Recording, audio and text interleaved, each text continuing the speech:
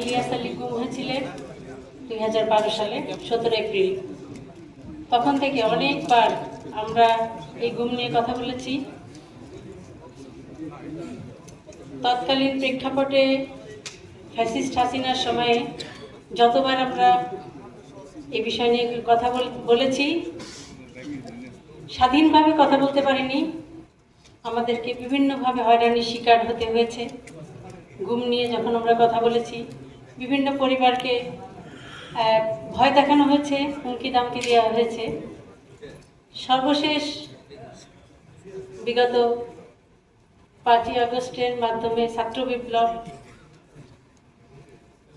বৈষম্য বিরোধী ছাত্র আন্দোলনের ব্যানারে বিপ্লবের মাধ্যমে আমরা ফ্যাসিস্ট মুক্ত হতে পেরেছি। সেই ফ্যাসিস্ট মুক্ত হওয়ার পিছনে এদেশের আপামর সব ধরনের মানুষের, সব শ্রেণী এবং পেশার মানুষের ভূমিকা রয়েছে। সেজন্য সবাইকে, বাংলাদেশের সবাইকে এই আন্দোলনের জন্য বিপ্লবী অভিনন্দন জানাচ্ছি।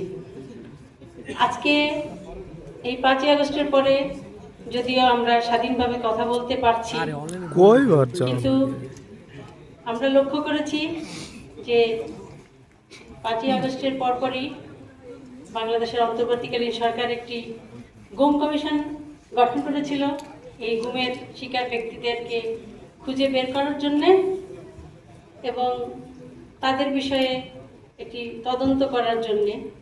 এবং কিছুদিন আগে আন্তর্জাতিক যে অপরাধ ট্রাইব্যুনাল, সেই ট্রাইব্যুনালের সাথে এই গুমটাকে সংযুক্ত করা হয়েছে। আমরা যদিও গুম কমিশন একটি নির্দিষ্ট মেয়াদের কথা বলা ছিল, কিন্তু আমরা দেখলাম যে 1 বছর পেরিয়ে গেছে, মেয়াদ অনেক আগেই অতিক্রম হয়েছে। তো সেখানে কোনো উল্লেখযোগ্য কোনো অগ্রগতি আমরা দেখতে পাইনি। আমরা যারা গুম পরিবার আছি, আমরা গুম কমিশনে গিয়েছিলাম, গুমের কথা বলেছি, যেটি অগ্রগতি সম্পর্কে জানতে চেয়েছি। যে বিষয়টি বুঝতে পেরেছি সেটি হচ্ছে এক ধরনের হাত পা বেঁধে সাঁতার কাটতে দেওয়ার মতো অবস্থা।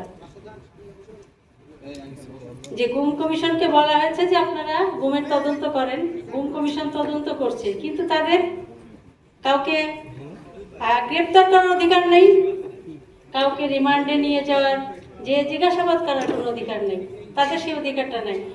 মানুষকে যে অপরাধ করে, সে অপরাধীকে যদি সামনাসামনি ভদ্রভাবে এনে ডেকে জিজ্ঞাসা করা হয় যে এটার সাথে আপনি সম্পৃক্ত ছিলেন কিনা, তাহলে কি কেউ স্বেচ্ছা স্বীকার করবে? করবে না।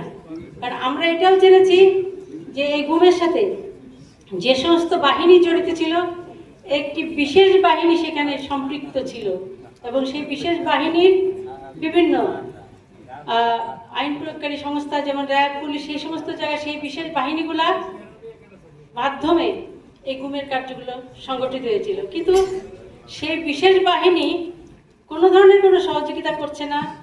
এই যে যাদেরকে গুম কমিশনে ডাকা হচ্ছে, জিজ্ঞাসাবাদ করা হচ্ছে, তারা কোনো ধরনের কোনো তথ্যই দিচ্ছে না এবং তাদেরকে গ্রেপ্তার করা অথবা রিমান্ডে নেওয়ার মতো কোনো সহযোগিতা তাদের কাছ থেকে পাওয়া যাচ্ছে না, বা তারা সেটা, গুম কমিশন সেটা করতে পারছে না। সুতরাং তারা কিছুটা এগিয়ে যাচ্ছে, আবার পিছিয়ে আসছে। তারা কখনোই তাদের সেই লক্ষ্যে পৌঁছাতে পারছে না। তো আমরা দেখেছি যে গতকাল একটি গুম সংক্রান্ত একটি আইনের খসড়া অনুমোদন করেছেন বর্তমান অন্তর্বর্তীকালীন সরকারের উপদেষ্টা। আইনটি সম্পূর্ণভাবে দেখা হয় নাই, তবে এটা বলতে চাই যে আইন শুধুমাত্র প্রয়োগ বানালেই হবে না, আইন শুধু তৈরি করলেই হবে না। আইনের প্রয়োগটা কিভাবে হবে, আইনটা কার্যকরভাবে প্রয়োগ হবে কিনা, সেই বিষয়গুলো স্পষ্ট করতে হবে। আমরা দেখছি যে আইন হচ্ছে, মামলাও হচ্ছে অনেক জায়গায়, কিন্তু আসামি গ্রেপ্তার করা হচ্ছে না, বিচারের আওতায় আনা হচ্ছে না। তাহলে সেই আইন করে লাভটা কি?